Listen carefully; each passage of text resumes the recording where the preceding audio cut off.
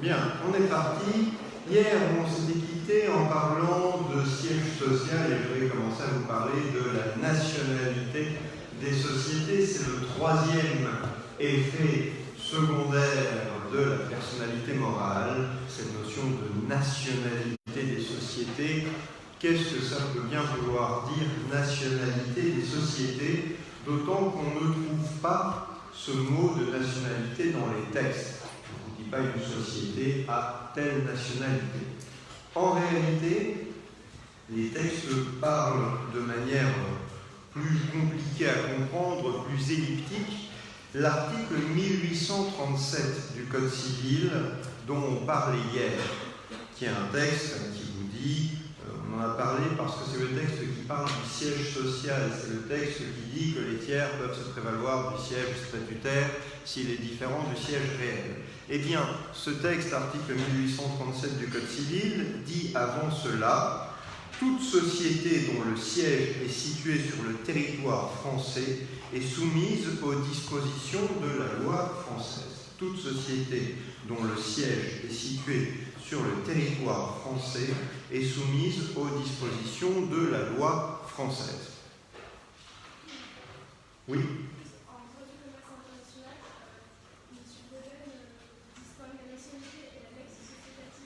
Alors, M. Boden distingue en droit du commerce international la nationalité et la lex societatis. Eh bien, je laisse à M. Boden cette distinction. On va, nous aussi, rassurez-vous, distinguer comme M. Boden. Donc, nationalité, ça renferme effectivement la lex societatis. Je vois que vous êtes déjà expert sur le sujet. La lex societatis, je le dis parce que il semblerait, mais ça fait peut-être partie des légendes urbaines de l'université, que dans une copie, quelqu'un ait déjà écrit Alex, plus loin, Societatis.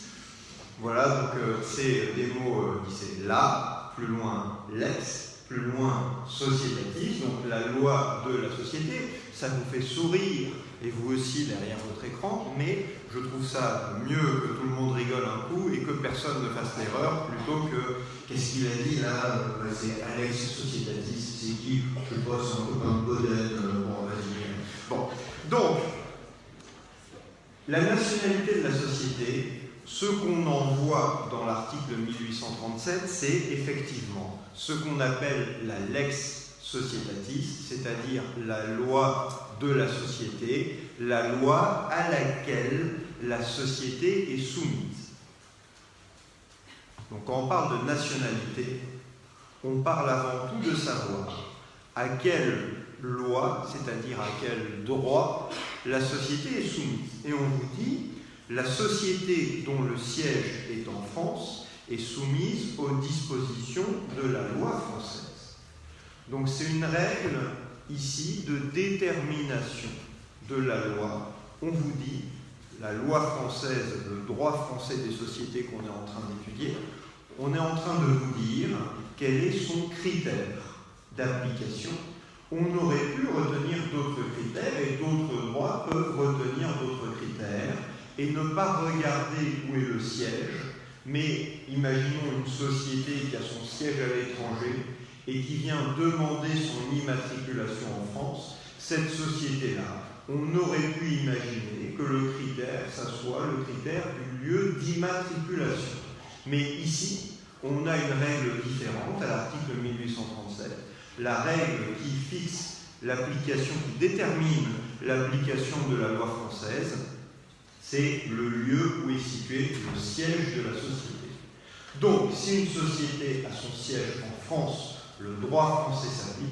Si une société a son siège à l'étranger, c'est sans doute, enfin, le droit français vous dit qu'il ne s'applique pas. Il faut espérer qu'un droit étranger s'applique. Vous avez des situations, vous verrez, alors il y a le droit du commerce international, mais vous avez une autre matière que vous étudierez qui est le droit international privé, et vous verrez que se pose la question de savoir des fois si on a bien quel droit s'applique quand un droit dit je ne m'applique que dans certains cas et laisse la balle aux autres droits, et les droits étrangers ne récupèrent pas la balle et disent qu'ils s'appliquent dans d'autres situations. Donc on pourrait en théorie imaginer une société qui ne soit pas soumise à un droit donné, assez peu probable. Beaucoup de droits utilisent ce même critère qu'on a ici, à savoir le lieu où est fixé le siège de la société. En tous les cas, en droit français, c'est ce critère qui vaut. Le lieu où la société a mis son siège, et ça donne une autre utilité au siège qu'on a évoqué hier. Donc, si la société a placé son siège en France, elle est soumise au droit français, on va dire que c'est une société de droit français. Et on va utiliser cette notion. En fait, c'est la même chose de dire la société est soumise au droit français et la lex societatis est la loi française. C'est la même chose. Ça veut dire que pour savoir comment fonctionne la société, pour savoir si elle est valablement constituée, pour savoir comment ses dirigeants agissent, pour savoir comment les assemblées se tiennent, c'est la lex societatis, la loi française en l'occurrence, qui va s'appliquer. Mais on a des zones, je vais me contenter de vous montrer juste la complexité de la question, on a des zones on arrive assez bien à dire, savoir comment se tient une assemblée de société, c'est sûr que c'est la lex societatis. Savoir si la société peut être représentée par un mandataire qui n'est pas indiqué par ses statuts, est-ce que c'est encore la lex societatis à votre avis? On est tenté de dire que c'est une question de statut, que c'est une question de pouvoir des dirigeants. Les dirigeants peuvent-ils donner pouvoir à n'importe qui, même à une personne qui n'est pas dans les statuts? Et on pourrait considérer que ça se rattache à quel droit, si ce n'est pas le droit des sociétés, le droit des statuts de la société, le droit des pouvoirs des dirigeants. Donner pouvoir à quelqu'un, ça relève de quoi? Plutôt effectivement du mandat, du droit civil, du droit des contrats. Si on donne pouvoir, c'est pour faire un acte juridique, il faut peut-être aller regarder quelles sont les règles de représentation pour conclure le contrat que la société entend conclure. Donc on a des questions qui ne sont pas nettement tranchées.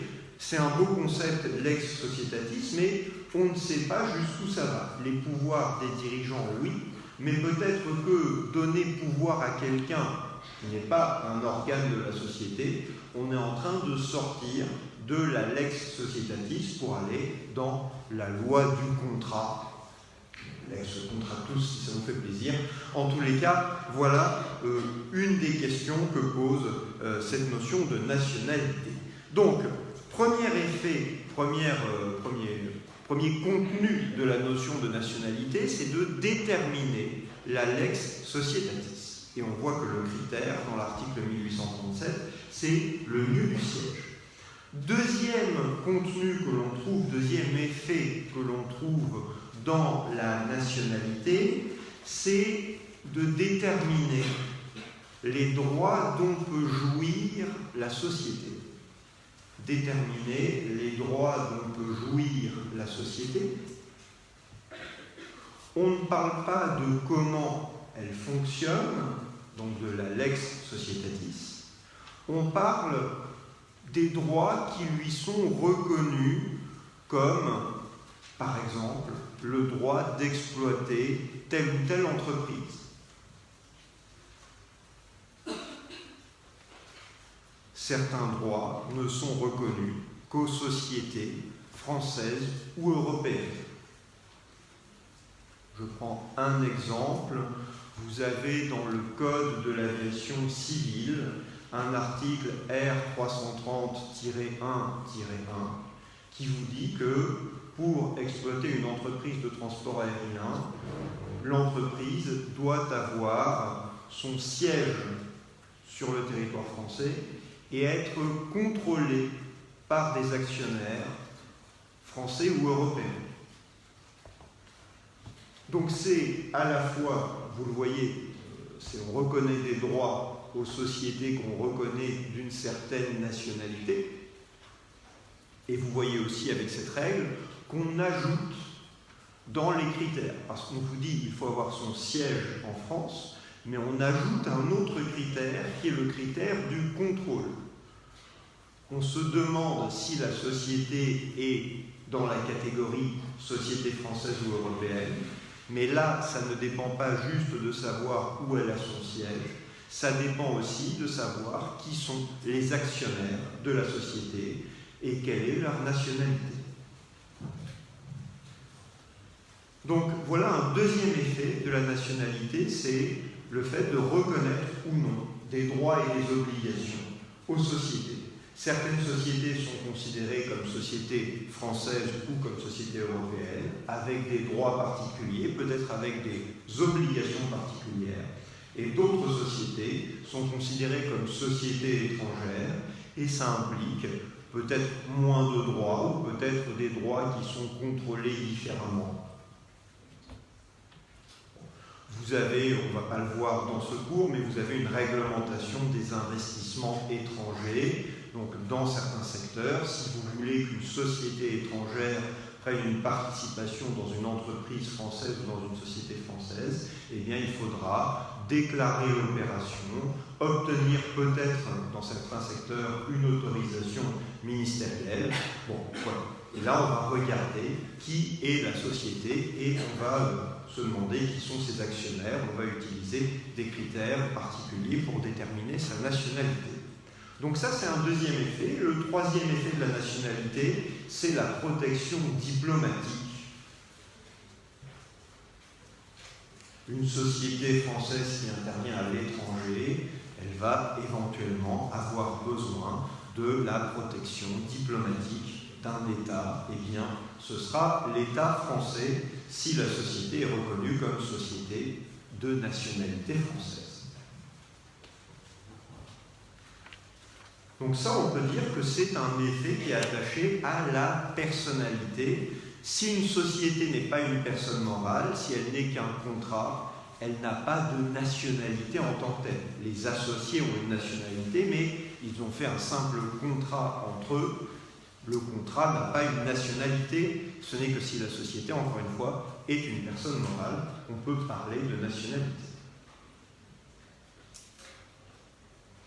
Alors, on a une question particulière qui s'est posée sur la nationalité des sociétés, et ça mérite qu'on en touche un mot ici. C'est une question sur l'interaction de la nationalité et la question du droit européen et de la liberté d'établissement.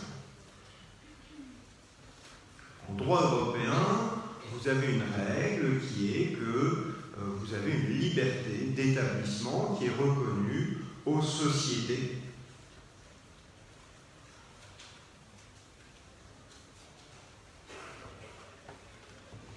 Et cette liberté d'établissement, elle implique qu'une société peut s'installer dans un État européen, même si elle n'exerce pas son activité dans cet État européen.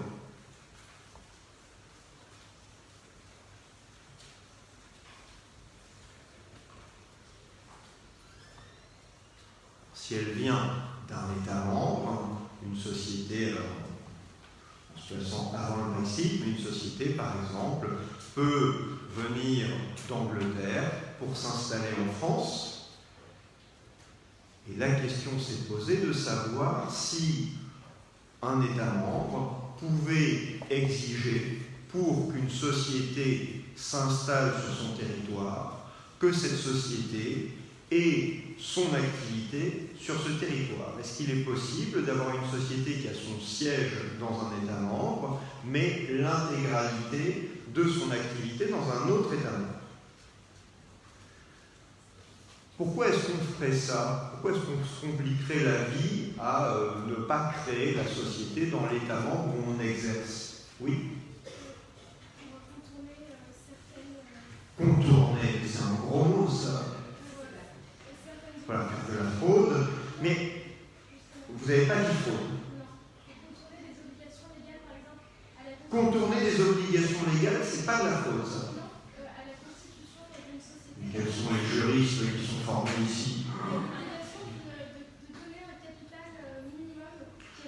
Donc, je suis dans un État membre où, pour constituer une société, il faut avoir un capital minimum de 10 000 euros. L'État membre qui est tout là-bas, on constitue une société avec un capital minimum de 100 livres sterling, par exemple. Je peux aller là-bas constituer la société à 100 livres sterling et revenir dans mon État d'origine, enfin revenir, c'est-à-dire que tous les contrats vont être signés par la société anglaise qu'on a créée, et elle va exercer son activité dans l'État membre dont je n'ai pas bougé en réalité. Je n'ai fait que constituer la personne morale là-bas. Eh bien, oui, c'est possible. La jurisprudence du droit de l'Union européenne, vous savez qu'on ne dit plus communautaire aujourd'hui, depuis 2009, mais on l'entend encore des fois, c'est des guillemets quand on dit communautaire. En tous les cas, la jurisprudence européenne considère que la liberté d'établissement permet cela, ou plutôt que la liberté d'établissement interdit d'imposer à une société d'avoir son établissement d'exploitation dans le même État membre que son siège social. Ça, c'est le principe. Vous pouvez constituer une société dans un État membre sans devoir exploiter votre entreprise dans ce même État membre. C'est ce que vous dit particulièrement l'arrêt, alors il y a toute une série d'arrêts, ce que vous dit particulièrement l'arrêt Centros, C-E-N-T-R-O-S, du 9 mars 1999.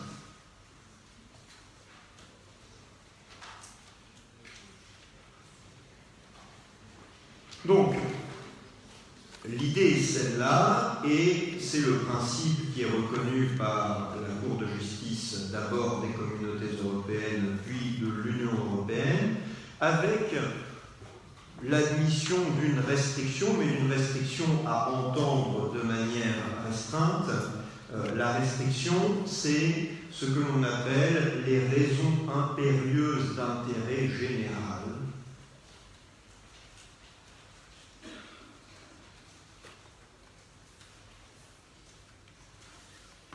Ce que vous retrouvez par exemple dans l'arrêt Inspire Art, Inspire plus loin Art, du 30 septembre 2003, donc raison impérieuse d'intérêt général. On admet qu'un État membre puisse prévoir des restrictions particulières, mais elles doivent être très motivées.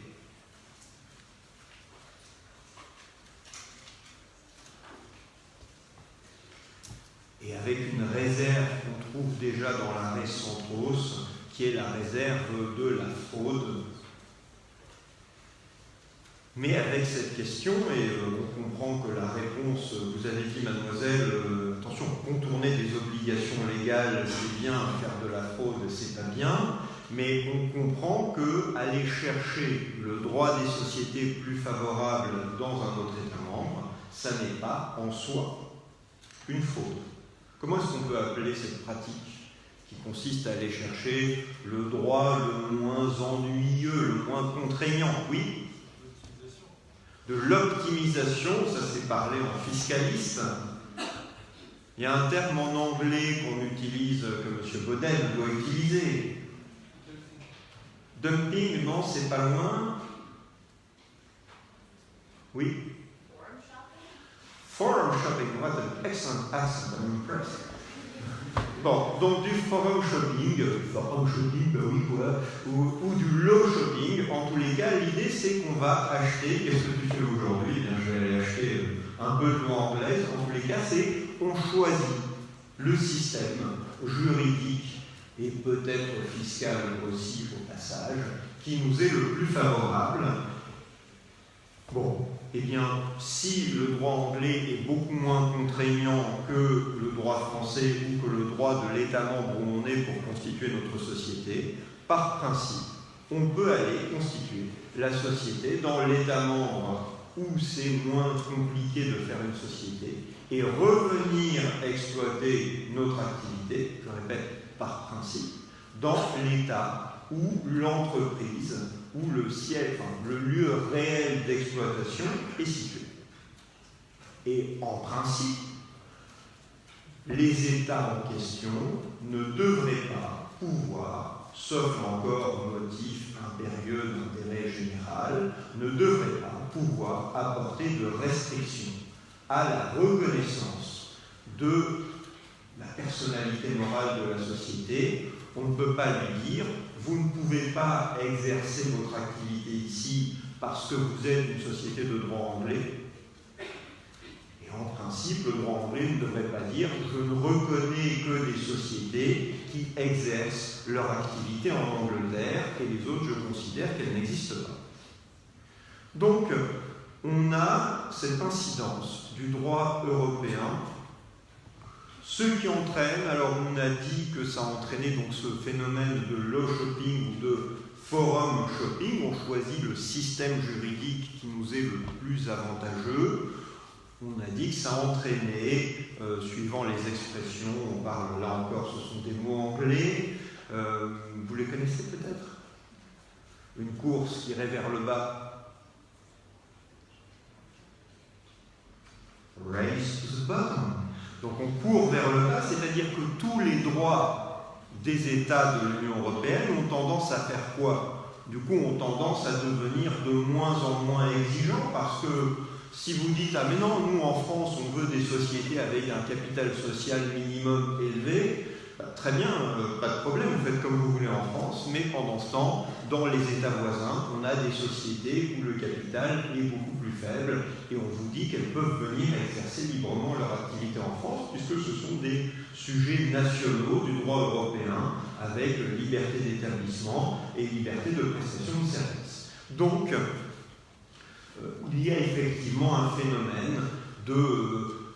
les droits tendent à se concurrencer les uns les autres et à devenir de moins en moins exigeants, puisque ce n'est pas la peine d'être plus exigeant que les droits voisins, puisque c'est les droits voisins qui vont faire le marché d'une certaine manière, et à la rigueur, si on veut attirer des sociétés en France, pour que peut-être elles créent des emplois en France et pour qu'elles payent des impôts en France, on a plutôt intérêt à retirer le plus possible les exigences qu'on pouvait avoir. Comment, soumettre les sociétés à un commissaire aux comptes.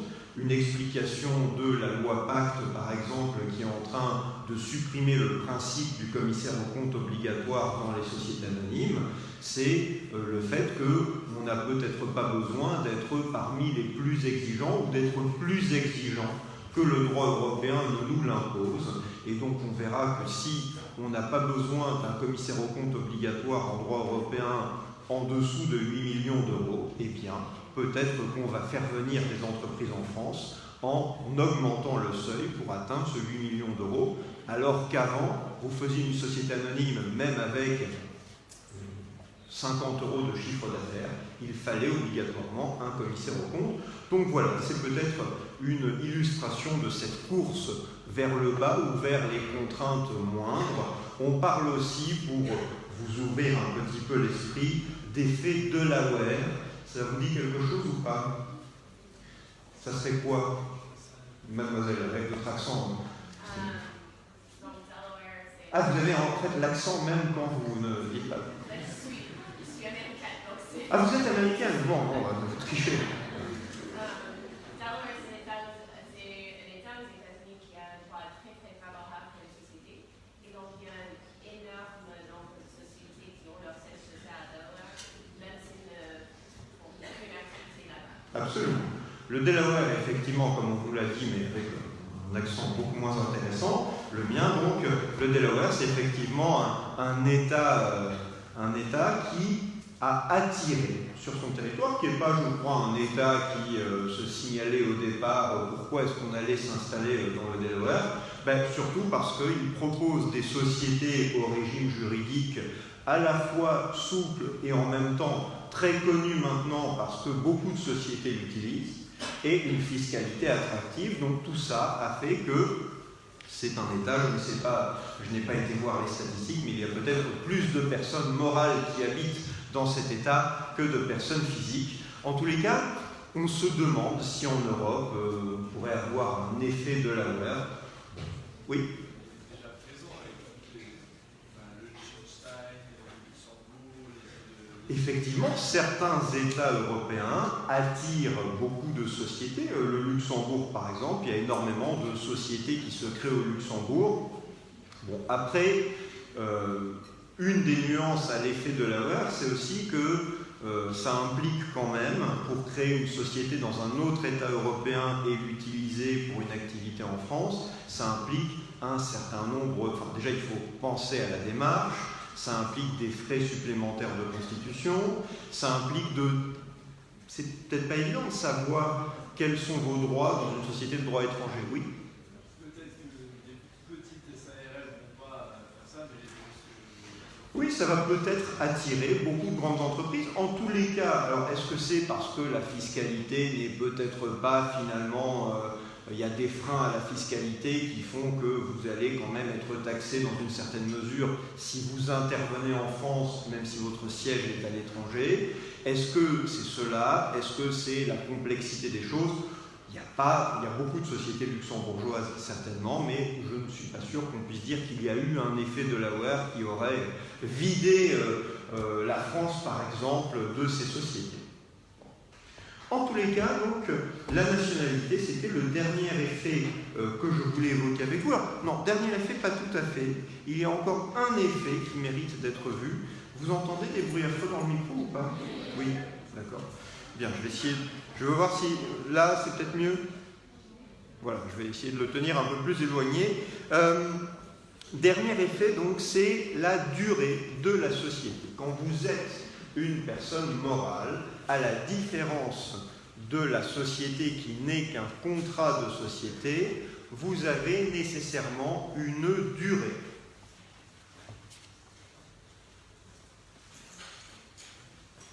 Si je reprends l'article 1836, non, pas 1836, 1835, sur ce qu'il faut mettre dans les statuts, on me demande de mettre la durée de la société. Si je vais voir l'article 1838, cette fois-là, on me dit que la durée de la société ne peut excéder 99 ans. Donc il y a un maximum 99 ans. Absolument renouvelable. C'est pour ça qu'il y a des sociétés qui peuvent exister depuis des siècles.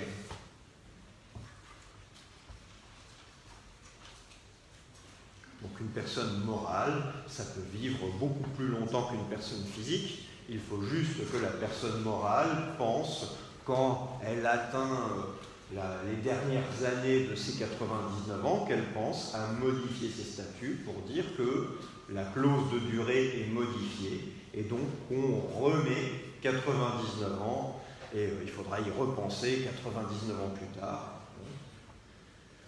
Pourquoi pas, hein, on a mis cette durée de 99 ans, on aurait pu aussi ne pas mettre de durée, mais on s'est dit quand même, voilà, les personnes physiques vivent rarement aussi longtemps, mais on ne va pas mettre qu'elles n'ont aucune limitation dans le temps, donc on a mis cette durée de 99 ans. Bien. Une fois qu'on a dit qu'il y a cette durée, ce qui est marrant, c'est quand même de savoir ce qui se passe quand la personne morale arrive à la fin, parce que des fois, d'ailleurs, on ne met pas 99 ans, des fois on peut mettre une durée moindre.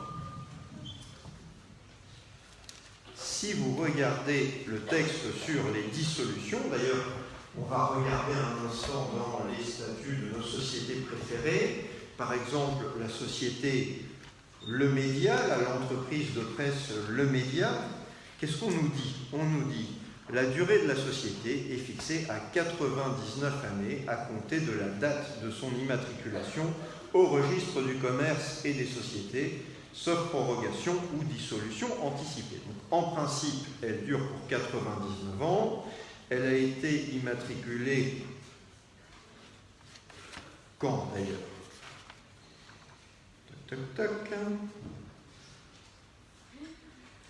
Déclaré le 10 octobre 2017, donc ça veut dire que juste en 2116, on est tranquille. Il faudra penser simplement en 2115 par là à réunir une assemblée d'associés ou à prendre une décision de l'associé unique pour rajouter 99 ans pour aller tranquillement jusqu'en 2215, et puis en 2314, bref. Donc, ça c'est la clause relative à la durée. Il n'y a rien de très original là-dedans, mais vous avez souvent des sociétés qui sont constituées pour une durée plus courte, 10 ans, 50 ans, ou qui sont constituées, c'est plus rare, pour une opération déterminée. Alors, ce n'est pas vraiment dans la durée qu'on va mettre l'opération, c'est plutôt une question d'objet social. Si on dit qu'une société est là pour la construction d'un immeuble, en principe, elle ne dure pas une fois que l'immeuble est construit, sauf si on a dit qu'elle était là aussi pour l'exploitation de l'immeuble. Si la société a une durée de 10 ans, de 50 ans, ou même de 99 ans, mais qu'elle arrive à son terme. La société est toute vieille, elle n'avance pas très vite. Bon, elle ne se rappelle plus des choses, cette société, et elle ne se rappelle plus qu'elle a été constituée pour 99 ans. Que se passe-t-il si on oublie de réunir une assemblée et qu'on se rend compte, par exemple, que les statuts indiquaient une durée qui se terminait en 2015. On est en train de regarder les statuts de la société parce qu'on veut, je ne sais pas moi, changer le nom de la société ou quelque chose comme ça. Et là, tout d'un coup, on voit, c'est pas la boîte de lait qui est périmée, c'est la société n'existe plus depuis plusieurs années. Ça arrive, ce genre de choses. Ça arrive parce que généralement, ceux qui ont fait les statuts, s'ils ont été faits il y a longtemps, ne sont plus là pour s'occuper de la société, et ceux qui s'en occupent n'ont pas pensé à regarder au fait elle a quel âge la société. Oui.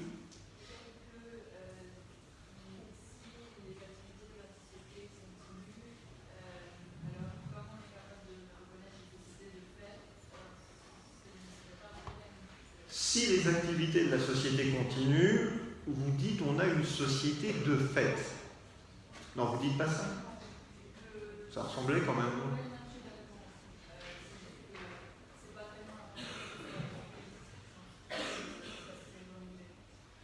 Si c'est renouvelé, tout va bien. Si on fait une assemblée avant 2015 pour dire...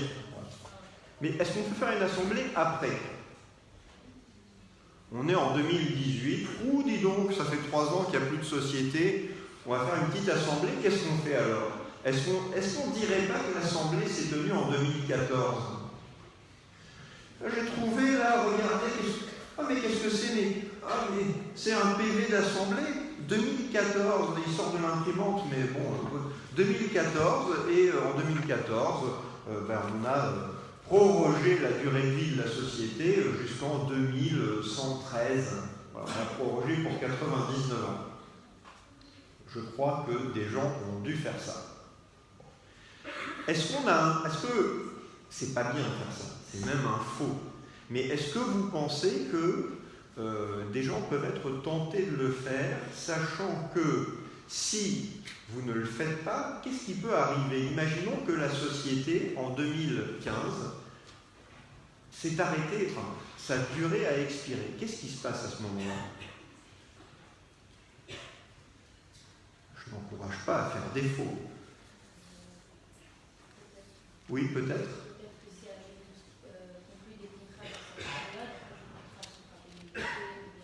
Peut-être que si elle a conclu des contrats pendant cette période, les contrats sont frappés de nullité. Alors, j'anticipe sur la fin de notre cours, mais on verra comment une société se termine, et on nous dit, c'est l'article 1844. Alors, quelqu'un dit tacite reconduction, on va en parler. Mais article 1844-7, c'est le combientième ? Premièrement, la société prend fin par l'expiration du temps pour lequel elle a été constituée, sauf prorogation effectuée conformément à l'article. Sauf prorogation. Donc, en principe, il n'y a plus de société depuis 2015. Comment a-t-elle fait pour signer un contrat la semaine dernière ?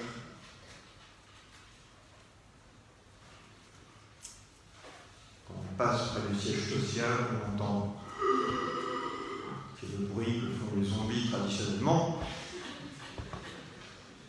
Comment la société a-t-elle pu signer un contrat alors qu'elle est morte?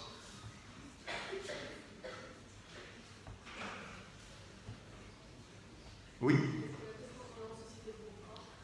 Pardon? Est-ce qu'elle a pu se transformer en société-contrat, en simple contrat de société? Peut-être. Donc elle est une société de fait. Elle n'est plus une société de droit, mais elle continue son activité. C'est pas évident, parce que si c'est une société qui continue comme contrat de société, il n'y a plus de personne morale, donc le contrat il a été conclu par un sujet qui n'existe pas. Donc défaut de capacité, enfin même défaut de personnalité juridique. Une société, il y a une petite nuance à ça, on ne l'a pas encore vu, mais une société dissoute, sa personnalité morale ne disparaît pas dans un claquement de doigts, sa personnalité morale se maintient pour les besoins de la liquidation. Mais même là, on n'est pas sauvé, parce que ça veut dire que le contrat qu'elle a conclu, sauf à montrer qu'il est conclu pour les besoins de la liquidation, il n'est toujours pas valable. C'est un contrat conclu par une société. Sa personnalité morale ne lui permettait plus de conclure ce contrat. D'où la tentation de certains de trouver au fond d'un tiroir un PV de prorogation Messi, rassurez-vous. Quand vous êtes dans un contentieux face à une société, si vous sortez ces statuts et que vous regardez, si vous trouvez que la société n'existe plus depuis 6 mois, 1 an, 2 ans, ou peu importe, même si c'est depuis hier, c'est très bien pour vous, parce que si la société a fait des actes pendant cette période où elle n'existe plus, vous pourrez dire que les actes qu'elle a faits ne sont même pas valables, parce qu'elle n'a plus la personnalité morale, et c'est pas sûr que sa personnalité morale lui permette, enfin, du moins, elle n'a plus une personnalité morale entière. Et en plus, quand elle est dissoute, il y a une autre règle qu'on verra, c'est qu'elle n'est plus représentée par ses dirigeants, elle est représentée par un liquidateur qui remplace les dirigeants. Et donc par une personne dont la mission, c'est de vendre les biens de la société pour payer les dettes de la société, donc de liquider le patrimoine de la société.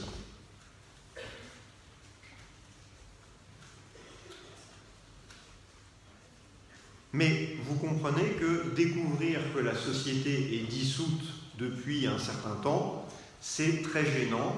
Est-ce qu'on peut proroger la société, à votre avis, avec effet rétroactif? Oui?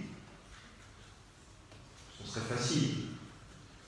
La société qui n'existe plus depuis 2 ans, on va dire qu'elle existe encore pour 99 ans, plus les 2 ans qui manquent.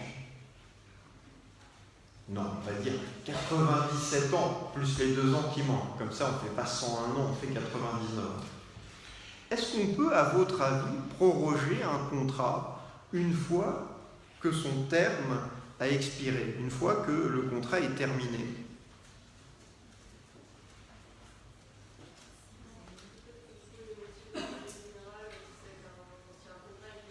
Motif impérieux d'intérêt général du droit européen? Ben, en réalité, non. On ne devrait pas pouvoir proroger un contrat. Le Code civil le dit, maintenant il parle de la prorogation, c'est l'article, je crois, 1213. Je vérifierai la référence, mais en tous les cas, quand le Code civil vous parle de la prorogation, on comprend que modifier la durée d'un contrat, ça veut dire que le contrat est encore en vie. Après, on pourrait imaginer des parties qui disent que leur contrat qui a fini il y a 3 mois, elles décident de le ressusciter et que sa durée sera pour encore 10 ans. En pur droit des contrats, peut-être que c'est concevable. Qu'est-ce qui va gêner en pur droit des contrats si on fait ça? On peut décider entre parties qu'on fait ça. Je vous donne déjà l'élément de réponse. Mais qui pourrait venir se plaindre? Oui. Voilà, un tiers pourrait dire, mais moi je suis désolé, ce contrat, je le connaissais.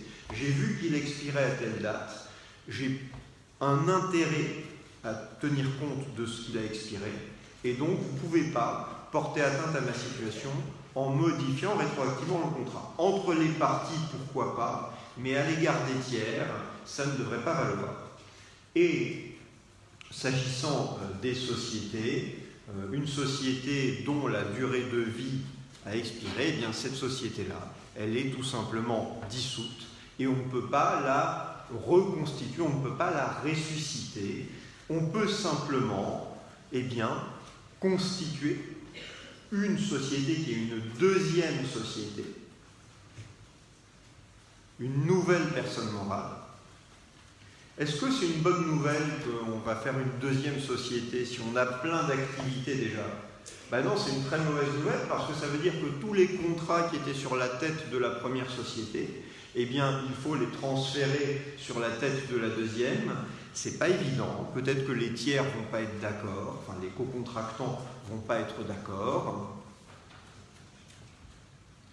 Oui. Est-ce qu'il existe des règles dans le droit européen qui, dans ce cas, permettraient la prolongation rétroactive? Je pense qu'il existe probablement dans un autre droit national européen des règles qui autorisent la prorogation rétroactive d'une société. Est-ce que c'est possible pour la société de faire d'aller dans un droit européen pour se ressusciter et revenir en France? Peut-être, si le droit européen en question admet que, s'il reconnaît que le cadavre de société qu'on dépose devant sa porte peut être ranimé, eh bien oui, bravo, vous venez de fonder la théorie de la société zombie européenne. Enfin, oui, on est créatif aujourd'hui, oui.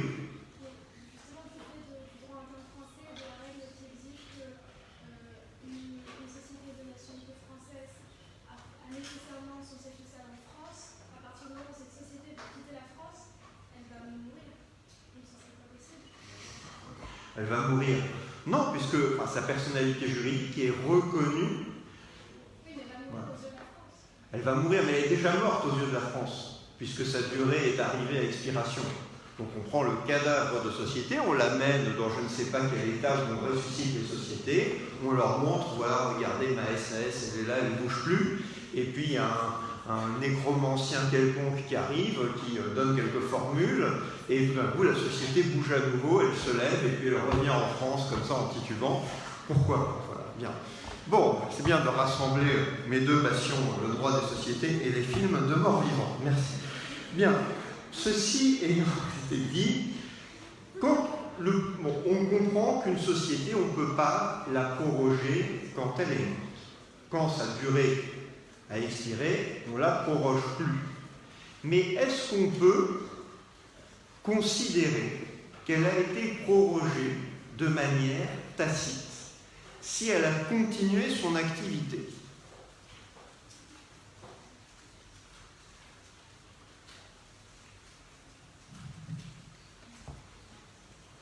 Est-ce que la société peut prétendre qu'il y a eu une prorogation tacite? Oui, monsieur? Avec la théorie, alors pour les tiers, la théorie de l'apparence. Pour les associés, c'est plus difficile de parler de la théorie de l'apparence, parce qu'ils ont signé un contrat, ils ont peut-être oublié que ce contrat avait une date limite d'effet. Donc pour les associés, ce n'est pas vraiment théorie de l'apparence, c'est plutôt le fait de dire que s'ils n'ont pas fait comme si la société était dissoute, c'est qu'ils ont pris implicitement, ensemble, la décision de proroger la durée de vie de la société. Oui, monsieur? C'est par rapport à ça, continuité de la gestion de la société, continuité de la gestion de la société. Voilà, on peut dire, on a maintenu nos apports dans la société, on a continué à se partager les bénéfices de l'activité, on a continué à aller aux assemblées, donc à montrer qu'on avait l'affectio societatis. On va leur dire, mais très bien, chers amis, pas de problème, vous êtes restés dans un contrat de société, société en participation ou société créée de fait, mais la personne morale, la solution actuelle retenue par la Cour de cassation, c'est qu'on ne peut pas la proroger tacitement. C'est la solution que vous avez dans un arrêt de la Chambre commerciale du 13 septembre 2017.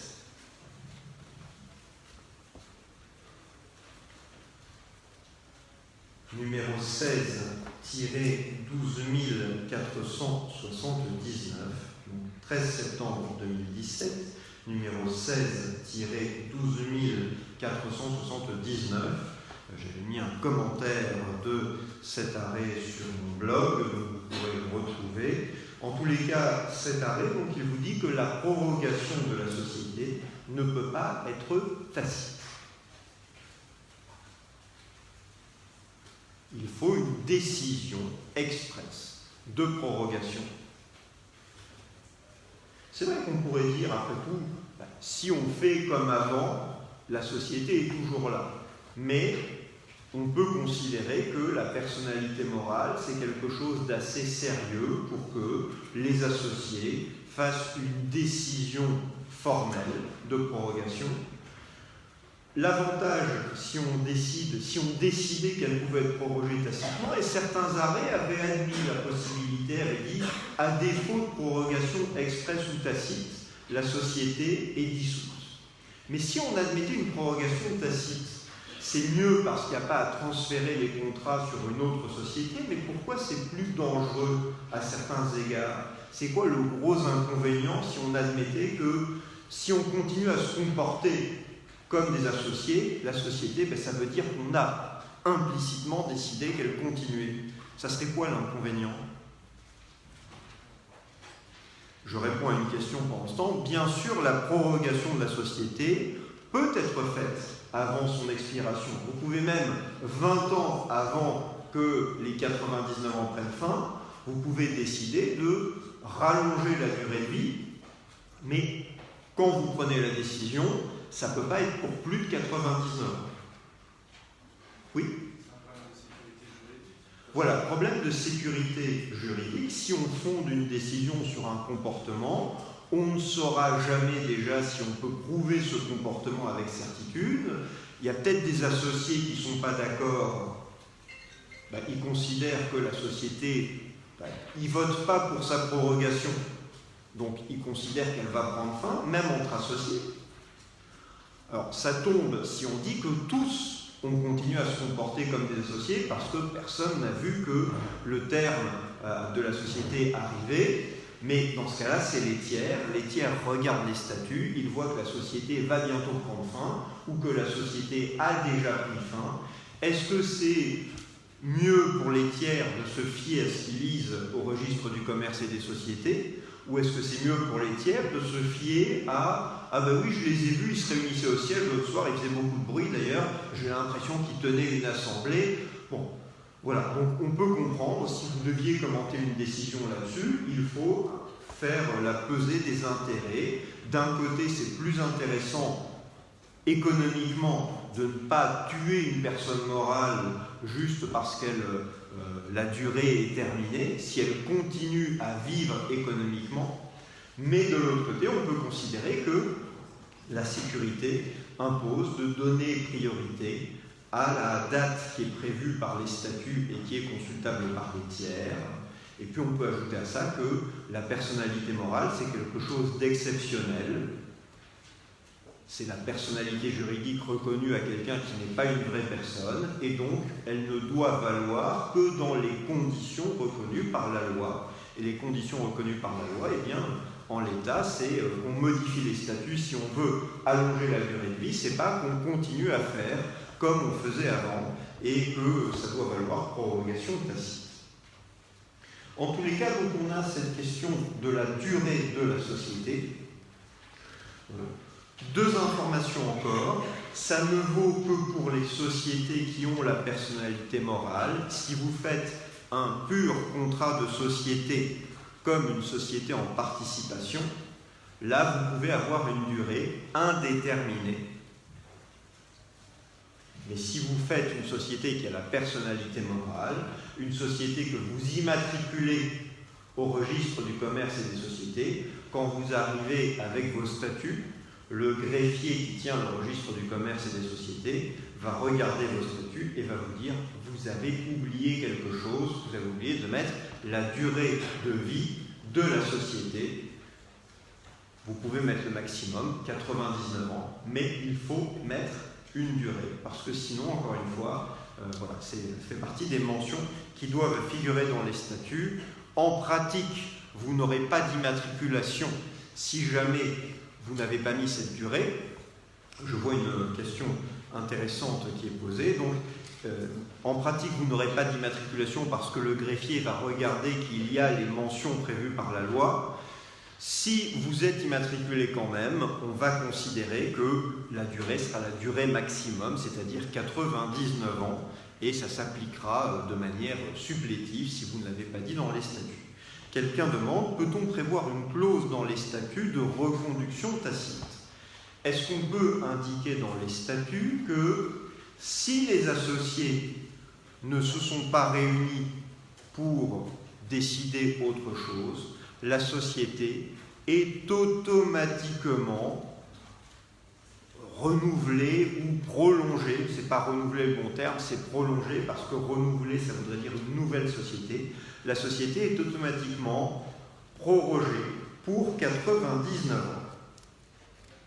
Alors, le problème, c'est qu'on a l'article 1844.7 qui dit que la société prend fin par l'expiration du temps pour lequel elle a été constituée, sauf prorogation faite conformément à l'article 1844.6. Et l'article 1844.6, il vous dit que la prorogation de la société est décidée à l'unanimité des associés ou, si les statuts le prévoient, à la majorité prévue pour la modification de ceux-ci.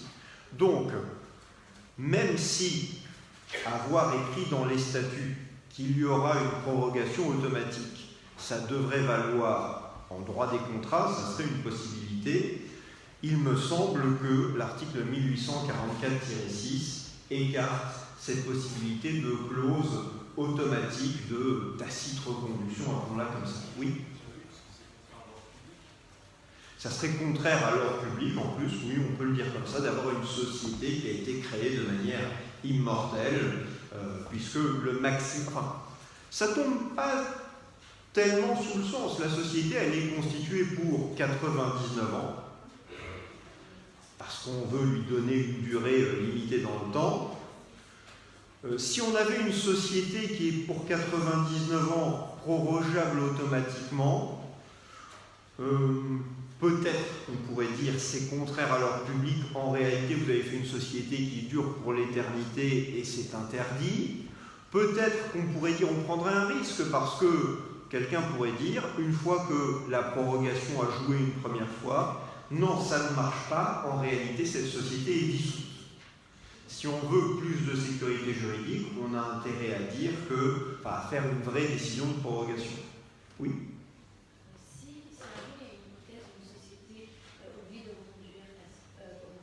Une société oublie de proroger, oui. Oublie de proroger, et du coup elle continue à faire des contrats, c'est important, et au bout d'un moment, il y a peut-être un contrat qui va pour deux ou tous, et elle décide de demander la mobilité sur le fondement qu'elle n'est plus une société. Est-ce qu'il y a une possibilité que... Est-ce qu'une société peut demander elle-même la nullité de contrat sur le fondement de sa dissolution? Ah, je me suis rendu compte que j'étais morte il y a 3 ans, et j'ai signé des contrats, désolé, oui, ça me semble possible de le soutenir, parce que c'est pas une question, enfin, si c'était une question d'incapacité, déjà ça marcherait, parce que la société serait incapable. Et là, c'est même plus qu'une incapacité. Quand elle est dissoute, sa personnalité morale ne vaut que pour les besoins de la liquidation. La seule chose, à mon avis, qu'on pourrait opposer à ça, c'est quoi? Mauvaise foi si elle le sait, ou faute des dirigeants ou des associés, mais en principe, les contrats, on pourrait soutenir qu'ils ne sont pas valables. Alors attendez, dans l'ordre, oui. On ne peut pas, j'attendais effectivement l'argument, on ne peut pas invoquer sa propre turpitude. C'est vrai que c'est une règle qu'on entend souvent, on ne peut pas se prévaloir de sa propre turpitude. Est-ce que c'est une règle qui a une portée générale? Les avocats lui donnent une portée générale. Mais en droit des contrats, vous avez dû voir qu'elle n'a pas une portée si générale que ça. Elle sert à quoi cette règle? Nemo auditur, point de suspension. Elle sert à empêcher les restitutions en cas d'annulation d'un contrat pour avant cause, aujourd'hui, finalité immorale. Mais on en tire un principe plus général qui est que quand on va devant un juge et qu'on invoque quelque chose, un problème qu'on a provoqué soi-même, c'est tentant, et ça marche assez souvent, de dire au juge « Attendez, ils se plaignent de la disparition de la société alors que c'est eux-mêmes qui ne l'ont pas renouvelée. » Peut-être. Mais qui va invoquer la disparition de la société en réalité ? Dans l'exemple, c'était la société qui se plaint, qui ne veut pas exécuter un contrat parce que, dit-elle, il n'est pas valable puisqu'elle a été dissoute. Mais en réalité, c'est la personne morale qui vous dit « Désolé, vous voulez que j'exécute le contrat, mais je ne peux pas parce que depuis 3 ans, je n'existe plus ou plus qu'à moitié uniquement pour les besoins de la liquidation. » Et donc, à mon avis, sauf à ce qu'on puisse montrer que tout le monde dans la société prépare le coup pour refuser d'exécuter le contrat, je pense qu'on va considérer que le contrat n'est pas valable. Le juge devrait, me semble-t-il, considérer que le contrat n'est pas valable. Mais s'il y a une action en responsabilité qui est faite contre les dirigeants ou les associés, plutôt contre les dirigeants qui signent des contrats sans vérifier que la société peut les signer, eh bien, il me semble que voilà, la solution va être le contrat n'a pas été conclu valablement, mais on peut engager la responsabilité au moins des dirigeants, peut-être d'autres personnes dans la société. Et il y avait une autre question, je crois. Non ? Bon. Donc, cette question de la durée, elle arrive parfois. C'est pas... il y a plein de sociétés, donc il peut arriver que les sociétés aient été faites sans qu'on regarde un an ou avant leur date de mort, sans qu'on vérifie que la société allait prendre fin et qu'on proroge la société. Si certains d'entre vous plus tard sont des avocats de contentieux, est-ce que le greffe envoie un papier pour dire que la société est radiée ? Alors vous me posez une question vraiment très pratique à laquelle j'avoue ne pas avoir la réponse. Si des greffiers des tribunaux de commerce regardent cette vidéo, je les invite à nous donner la solution. À mon avis, non. À mon avis, non, pour plusieurs raisons. Une raison, c'est qu'il y a assez de contentieux sur le sujet pour qu'on comprenne que ça arrive, pas souvent, mais ça arrive quand même qu'on ne s'en rende pas compte que la date de la société est arrivée à expiration, que la durée de la société est arrivée à expiration. Donc je ne pense pas que le greffier ait fait le réveil matin dans toutes les situations. Voilà, enfin, à la rigueur, on peut s'arrêter là. Mais voilà, si des greffiers peuvent nous donner l'information, j'en serais ravi. Attention, votre société est en train de mourir, faites quelque chose. Je ne sais pas s'il faut se mettre un pense-bête dans son agenda ou dans son téléphone qu'on aura changé 30 fois le temps que la société arrive à expiration. En tous les cas, voilà la réponse que je peux vous donner pour le moment. Donc, on a vu, c'était ma première section, les effets de la personnalité morale, puisque comme ça, on a vu à quoi ça servait la personnalité morale. On va voir maintenant comment on acquiert la personnalité morale. Je vais, en introduction, donner un tout petit aperçu des débats sur la personnalité morale. Vous les avez peut-être vus dans vos cours d'introduction au droit ou de droit des personnes. Donc pour ceux qui cherchent le plan, c'est section 2, les conditions de la personnification. Et donc, sur la personnalité morale, vous savez qu'à un moment, on s'est bagarré pour savoir si la personnalité morale était une fiction ou une réalité. L'enjeu du débat, c'était de savoir si, pour qu'un groupement ait la personnalité morale, est-ce qu'une loi était nécessaire ou est-ce que le juge pouvait reconnaître que le groupement était une personne morale. Le débat était un peu bizarre, je dois bien le dire, parce que on ne comprend pas très bien pourquoi c'est lié. Si c'est une fiction, il faut une loi. Si c'est une réalité, le juge peut reconnaître que la personnalité morale existe. est-ce que le juge est seul compétent pour... Pardon, est-ce que le législateur est seul compétent pour mettre en œuvre une fiction juridique? Déjà, je ne suis pas sûr. Peut-être que le juge a le pouvoir de créer une fiction juridique et de faire comme si une personne morale et un groupement était une personne juridique. Donc déjà, le débat en lui-même n'est pas très clair. Mais on comprend qu'il y avait deux écoles. Une école qui disait « la personnalité morale n'est reconnue que par la loi », et une autre école qui disait « la personnalité morale peut être reconnue par le juge ».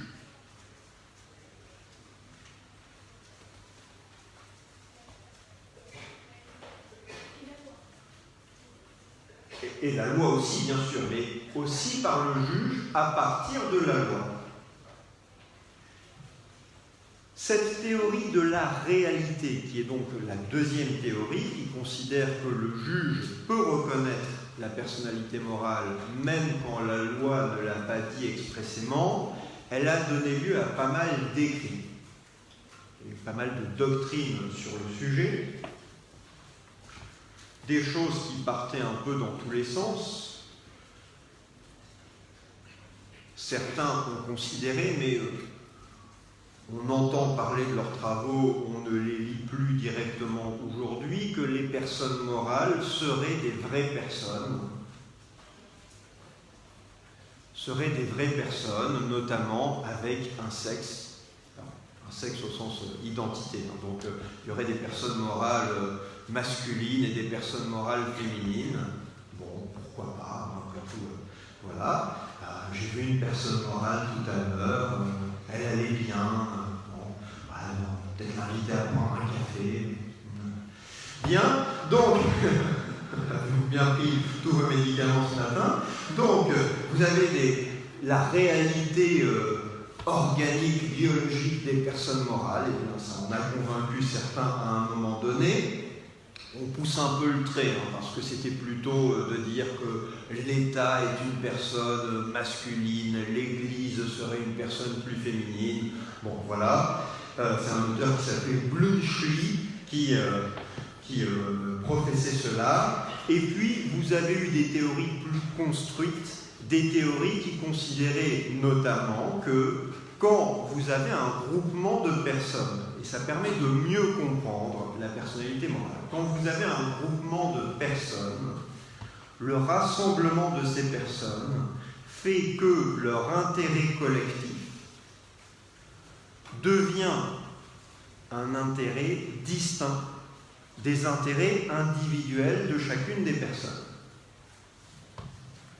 Donc l'intérêt collectif des membres du groupement est différent de l'intérêt individuel de chaque membre. Et voilà pourquoi ça a une utilité qu'il y ait une personne juridique supplémentaire pour défendre cet intérêt nouveau. J'appelle ça théorie de la réalité technique. La personne morale, c'est une construction technique qui sert à la défense d'un intérêt qui n'est pas défendu, qui n'est pas porté par une autre personne juridique sinon. Et c'est assez convaincant. Voilà, c'est pas la peine de dire la personne morale peut porter un chapeau ou qu'est-ce qu'elle mange aujourd'hui, la personne morale. C'est assez convaincant et voilà, on n'a pas besoin après de s'écharper en se disant que la loi, que le juge. Donc ça c'était la minute culture juridique sur la personnalité morale. Pour les sociétés, comment ça s'est passé? Pour les sociétés, dans un passé récent, les choses ont été réglées. 1966-1978, on a deux lois qui reconnaissent clairement que pour qu'une société ait la personnalité morale, elle doit procéder à son immatriculation au registre du commerce et des sociétés. Donc, le texte le plus important, article 1842 du Code civil.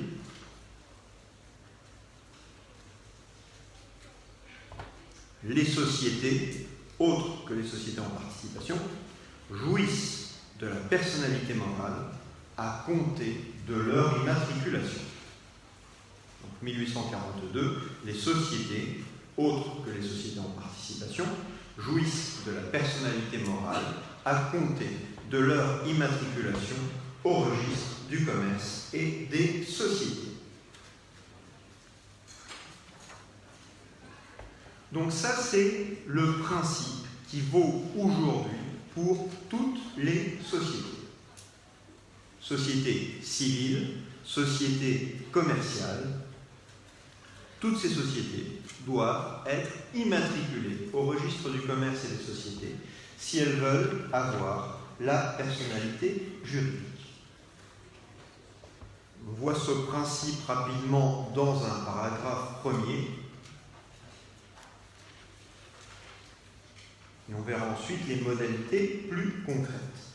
Donc, le principe, c'est celui-là, article 1842, et il est repris pour les sociétés commerciales par l'article L210-6 du Code de commerce.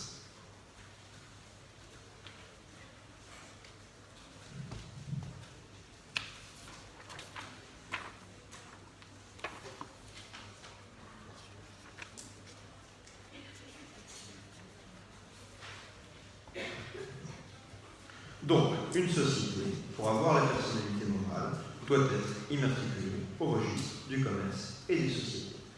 Pendant longtemps, la solution était claire pour les sociétés commerciales, même avant la loi de 1966 d'ailleurs. Il fallait une immatriculation. La société était différente pour les sociétés civiles. Pour les sociétés civiles, il y avait une situation qui aujourd'hui a disparu, mais je vous en parle parce qu'on peut rencontrer encore d'anciennes sociétés civiles. Pendant longtemps, on appliquait, la jurisprudence considérait que la société civile avait la personnalité morale du seul fait de sa constitution. Donc si on faisait un contrat de société civile et des statuts de société civile, eh bien, la jurisprudence considérait que la société avait la personnalité morale de par sa seule constitution. Ça, c'était avant la loi du 4 janvier 1978. Et on peut dire du coup que c'était une application de quelle théorie? Fiction ou réalité? Qui dit fiction? Ben non, réalité, puisque le juge se reconnaissait le pouvoir de dire que une société, un groupement, avait la personnalité morale, alors que la loi ne disait pas expressément que c'était le cas. Donc, la jurisprudence considérait que la seule constitution d'une société civile lui donnait la personnalité morale. C'était une solution souple, intéressante pour les sociétés civiles, mais vous comprenez que c'était une solution qui était dangereuse pour les tiers. Si vous vouliez faire un contrat avec une société civile, il fallait savoir comment elle était organisée. Si les sociétés civiles avaient la personnalité morale du seul fait de leur constitution, qu'un contrat était signé entre les associés. Le contrat n'était pas déposé systématiquement au registre du commerce et des sociétés, et donc vous alliez devoir demander aux gérants ou aux associés de vous communiquer les statuts. Est-ce que c'était les bons statuts? Est-ce que c'était les derniers statuts? Peut-être qu'il y avait plusieurs versions qui circulaient. Est-ce que la société existait vraiment d'ailleurs? Vous parlez d'une société constituée 30 ans avant, mais quelqu'un vous disait « Ah non, on l'a dissoute 5 ans après, on en a fait une autre ». Bon. C'était une situation qui n'était pas saine, et donc la loi du 4 janvier 1978, qui est une loi qui modernise le droit des sociétés, qui réécrit notamment les articles 1832 et suivants, et cette loi va dire que les sociétés civiles, maintenant, ça suffit. Elles n'ont la personnalité morale que si elles sont immatriculées au registre du commerce et des sociétés, elles aussi.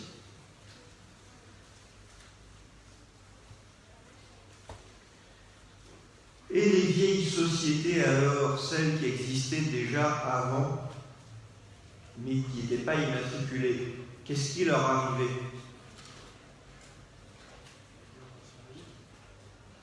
Ancien régime, d'accord. Si c'est des contrats, ils restent soumis au régime du jour de leur entrée en vigueur, du jour de leur constitution. Mais là, c'est plus que des contrats. C'est pas juste savoir quelles sont les relations entre associés, c'est savoir si on a une personne morale qui subsiste. Eh bien, pendant longtemps, on a laissé ces anciennes sociétés continuer à jouir de la personnalité morale. Donc vous aviez un certain nombre de sociétés civiles qui avaient été créées avant 1978 qui se promenaient avec leur personnalité morale, mais sans faire l'objet. On ne pouvait pas trouver leur statut au registre du commerce et des sociétés, on ne pouvait pas en constituer de nouvelles, certes, mais on avait cette catégorie de sociétés entre deux eaux, voilà, qui continuaient à jouir de leur personnalité morale, mais qui n'avaient pourtant jamais été immatriculées. Et en 2001, on a une loi, c'est la loi Nouvelles Régulations économiques du 15 mai 2001, qui a dit maintenant ça suffit les sociétés mort-vivantes. Donc elle a donné à ces sociétés un délai pour procéder à leur immatriculation. Elles ont eu jusqu'à la fin 2002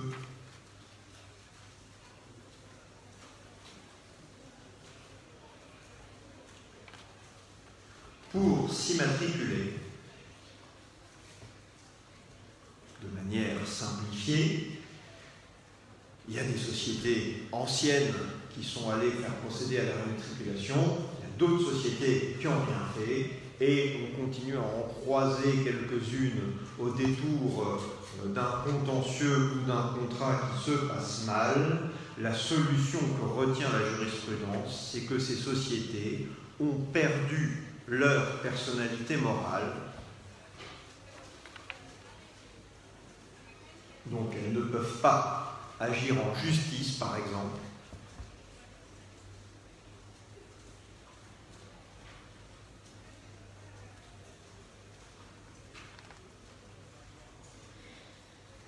Et un arrêt relativement récent, 3e chambre civile, 4 mai 2016, civile 3e, 4 mai 2016, va considérer qu'elles sont soumises aux règles applicables aux sociétés en participation. Donc elles sont soumises aux règles applicables aux sociétés en participation.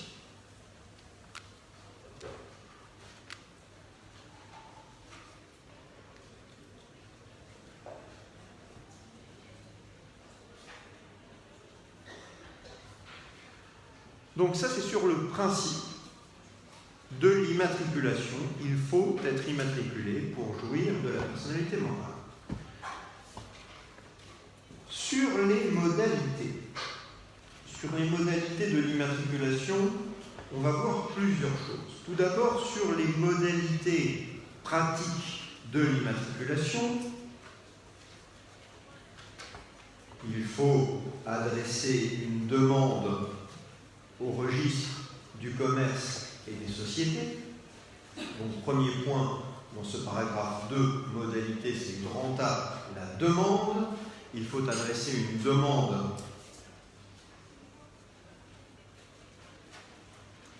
au registre du commerce et des sociétés, ou en pratique au CFE, Centre de formalité des entreprises qui transmet la demande.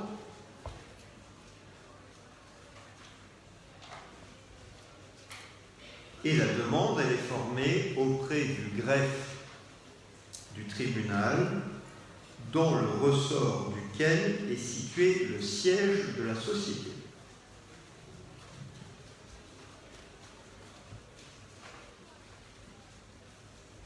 Donc, le registre du commerce et des sociétés, il est tenu par les greffiers des tribunaux de commerce. Et ces greffiers des tribunaux de commerce, eh bien, il faut identifier où est le tribunal dans le ressort duquel est le siège de la société, et il faut aller déposer la demande auprès du greffe de ce tribunal. C'est l'article R 123-35 du Code de commerce qui nous le dit.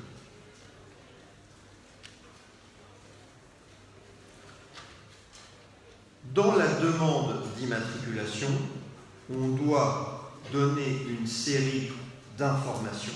C'est les articles R 123, 53 et suivants.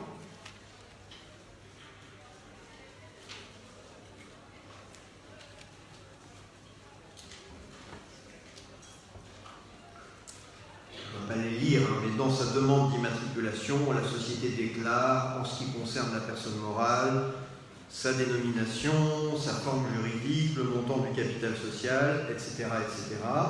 Et on demande à la société de communiquer un certain nombre de pièces justificatives.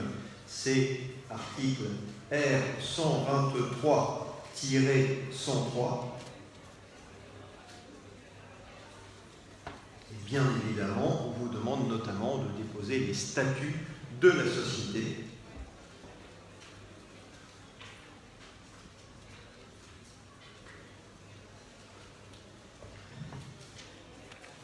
Cette demande, vous la faites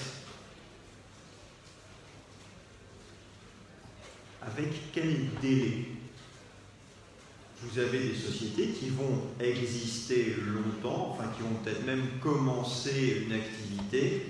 Ça va être des sociétés en participation, et puis un jour, elles décident de demander leur immatriculation. Ça peut faire des situations compliquées parce que finalement, il y a deux régimes qui vont se succéder.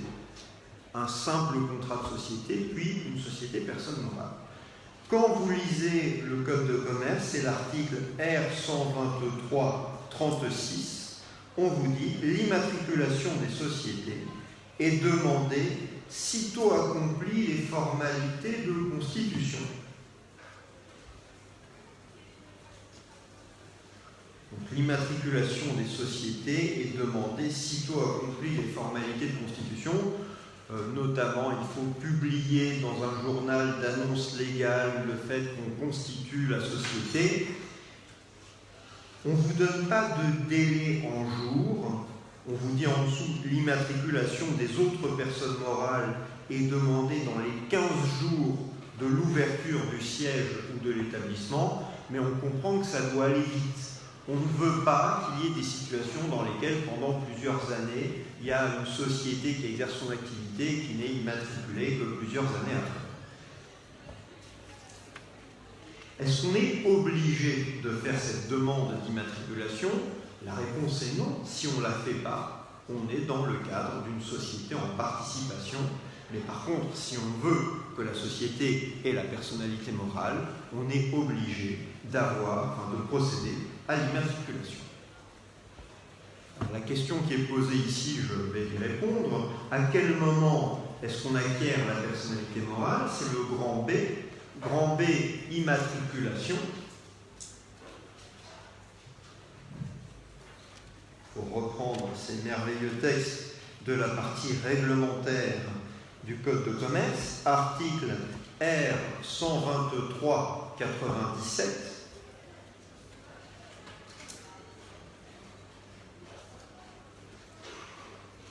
Le greffier procède à l'inscription dans le délai d'un jour franc ouvrable après réception de la demande. Donc ça va très vite pour procéder à l'immatriculation.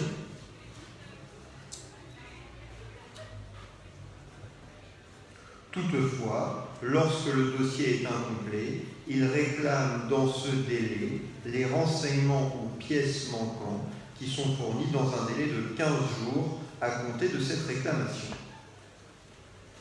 Donc l'idée, c'est quand même, alors ça peut rater, entre guillemets, j'ai raté l'immatriculation de ma société, mais voilà, c'est parce qu'il manque, par exemple, vous avez une société qui doit avoir 2 associés, une société en non collectif, on s'aperçoit qu'il n'y a qu'un seul associé, où il y a un capital social minimum prévu par la loi, il n'y est pas, ou vous avez déclaré l'exercice d'une activité qui est une activité réglementée, mais vous n'avez pas fourni les justificatifs du fait que vous êtes autorisé à exercer cette activité, mais on a une immatriculation qui intervient, si tout va bien, très rapidement, donc délai d'un jour franc ouvrable. Une fois que vous êtes immatriculé, la société reçoit un numéro d'immatriculation au registre du commerce et des sociétés.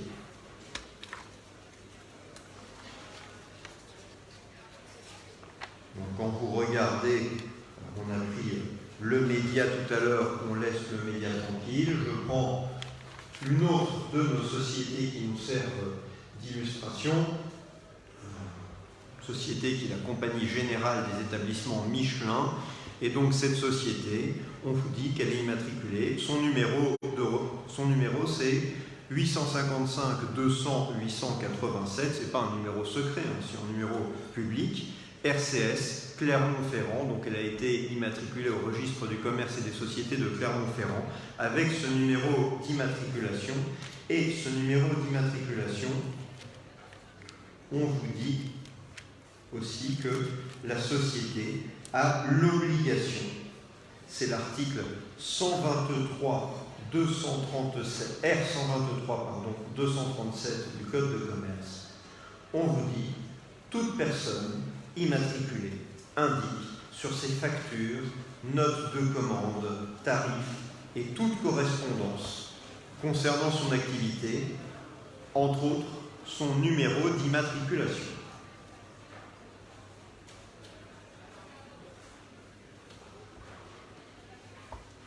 Et c'est puni par une amende le fait de ne pas procéder à cette indication. Donc, voilà comment la société devient, dans un délai très court, si tout va bien, à compter de sa demande d'immatriculation, voilà comment la société devient une personne morale. Et on va voir, et ce sera notre grand C, mais je ne vais faire que l'annoncer pour le moment. La société, la particularité, c'est qu'on a prévu un système qui lui permet, dans une certaine mesure, de faire des actes pendant la période préparatoire, donc pendant la période qui précède son immatriculation. Elle peut accomplir des actes, et ces actes faits au nom de la société en formation, elle va pouvoir les reprendre par la suite et faire rétroagir du coup sa personnalité morale. Mais ça, c'est un dispositif qui est prévu par la loi avec une série de conditions. Et on en parlera parce que c'est quelque chose qui fait toujours le bonheur des rédacteurs de cas pratiques de droit des sociétés. Voilà. Donc c'est un sujet qui est peut-être plus intéressant pour l'université que pour la pratique, mais on en touchera un mot, on reprendra là-dessus la semaine prochaine. Merci, chers amis. Merci à vous aussi.